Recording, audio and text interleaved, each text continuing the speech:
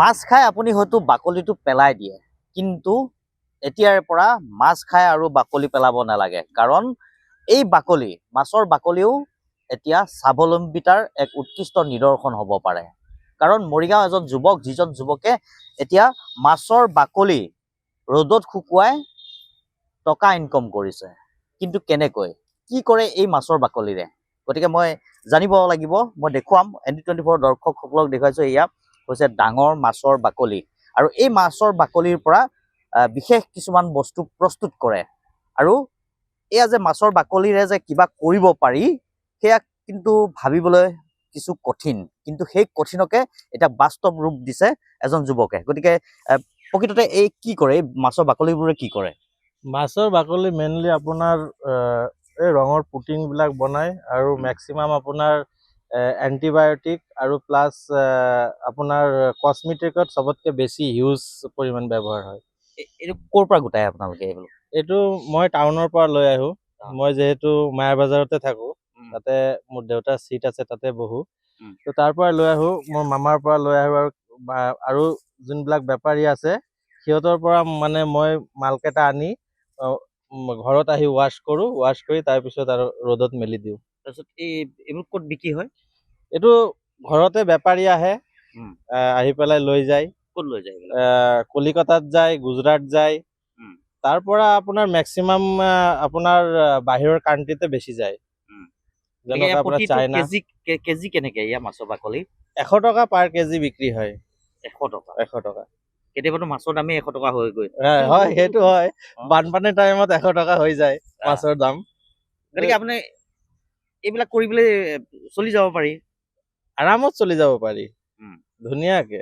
মানে এইটো এটা ধৰক আপোনাৰ চাইড বিজনেছ এইটো এটা। গতিকে এতিয়ালৈকে কিমান বছৰ হ'ল এই কামটো কৰি? ফাৰ্ষ্টত মই মানে কলিকতাৰ পৰা বস্তুটো মই চাই আহিছিলোঁ, তাত মানে শুকাই। তাৰপিছত মই দেউতাক ক'লোঁ, দেউতা এনেকুৱা কথা। দেউতাইতো ফাৰ্ষ্টত বিলিভ কৰা নাই। তাৰপিছত দেউতাই আৰম্ভ কৰিলে মোৰ কথা শুনি। তাৰপিছত লাহে লাহে ময়ো হুজাই গৈ মানে ময়ো মানে বেপাৰী এটাক লগ পালোঁ। সেইটো বেপাৰীয়ে মোৰ মাল টানি থাকে। এতিয়া মানে বেলেগ বেপাৰী এটাক মাল দিওঁ। আৰু মোটামুটি আপোনাৰ ধৰক 2-3 বছৰ ৰানিং মোৰ চলি আছে। ফাৰ্ষ্ট মানে মৰিগাঁৱত মই এইটো ফাৰ্ষ্ট মানে আৰম্ভ কৰিছোঁ আৰু বিজনেছটো। গতিকে অসম্ভৱ যেন লাগিলেও এয়া হৈছে বাস্তৱ ছবি, যে মাছৰ বাকলিৰে ঘৰ চলি আছে। কাৰণ এই মাছৰ বাকলিবোৰ বহিৰাজ্যলৈ যায়, বহিৰাজ্যত গৈ পেলাই বিভিন্ন ধৰণৰ প্ৰডাক্ট তৈয়াৰ হয়। গতিকে এতিয়া মৰিগাঁও এই পৰিয়ালটোৱে এতিয়া মাছৰ বাকলিৰ এটা ব্যৱসায় খুলি লৈছে। গতিকে আপোনাৰ ভাল নামটো কি আছিলে? মোৰ ভাল নাম কুণাল বিশ্বাস। কুণাল বিশ্বাস।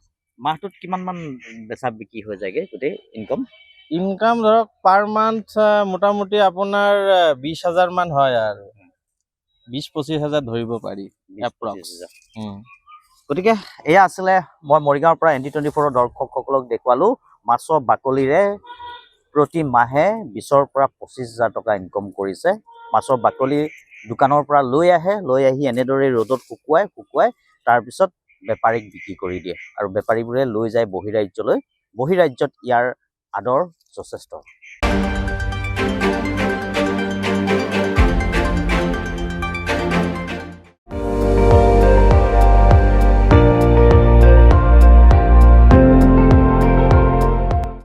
আপুনি চাই আছে ND24, সৰ্বশ্ৰেষ্ঠ নহয়, সৰ্বোত্তমৰ দৌৰত।